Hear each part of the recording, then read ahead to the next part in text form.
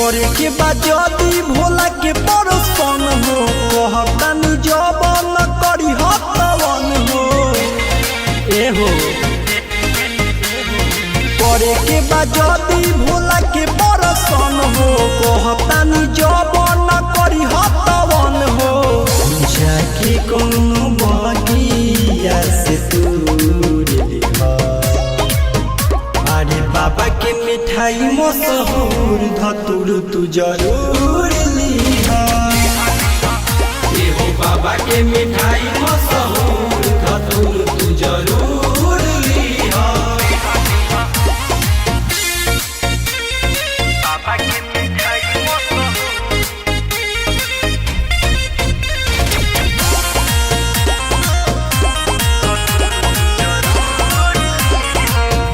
दुनु बेला लागेला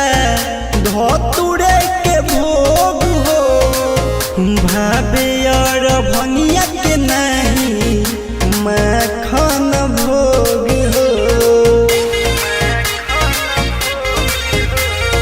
दुनु बेला लागेला धतूरवे के भोग हो भाबे और भंगिया के नहीं मखन भोग हो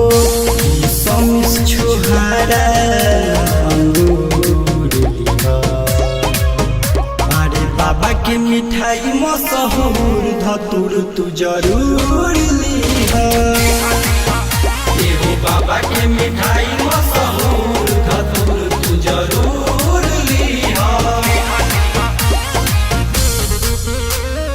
बाबा के मिठाई मशहूर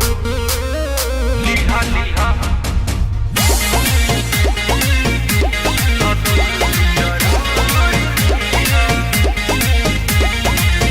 सोलही चढ़ाई बेला 70,000 जी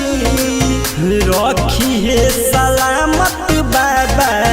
से नूरा हमार जी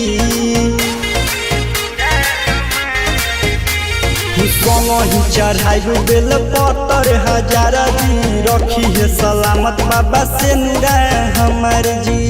नाम भोले बाबा के भरपूर लिहा